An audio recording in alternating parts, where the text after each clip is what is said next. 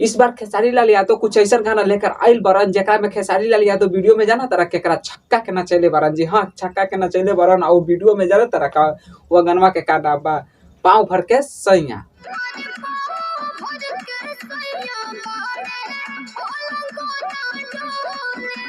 जी हाँ, यही गाना बा जो अभी आप लोग रउआ लोग सुने। देखिए खेसारी लाल यादव छक्का के साथ कैसे डांस करत तारन जा और मस्ती करत तारन जा। और ये वीडियो में पूरा और विस्तार से हम बतावा तानी जा, ये गाना के पूरा मैटर बतावा तानी जा।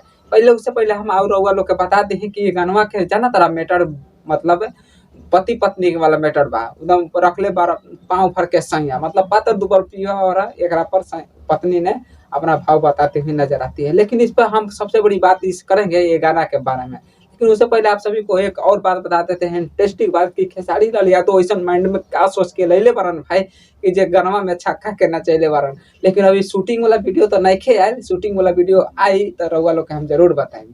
लेकिन यह जो अभी आप लोग क्लिप को देखे हैं, चाहे हमारे पीछे बैकग्राउंड में वीडियो को देख रहे होंगे, वह वीडियो सिर्फ रिकॉर्डिंग वाला है। जो शूटिंग जो गाना को रिकॉर्डिंग किया जाता है वहाँ का यह वीडियो है। और खेसारी लाल यादव ऐसा क्या माइंड में भाई सोचे थे, वो छक्का के बोला है 3-4-5 लोगों को और वो वीडियो को शूट करे है। इस वीडियो को काफी ज्यादा लोगों ने पसंद कर रहा है और ये देखने में वीडियो काफी ज्यादा मजा आ रहा है। इस बात के क्योंकि खेसारी लाल यादव ये गाना में छक्का के साथ डांस कैले बारन और बहुत ही अच्छा कंपोजन बा ये गाना में। म्यूजिक के तो बात छोड़ा भाई, म्यूजिक तो धमाल रहबे करेलन खेसारी भैया के हर गाना में।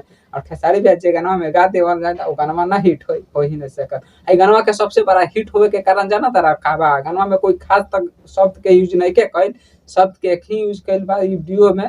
तो इसमें छक्का के नचावल गइल बा, वो भी खेसारी लाल यादव अपने खुद साथ में मतलब डांस कर रहे हैं।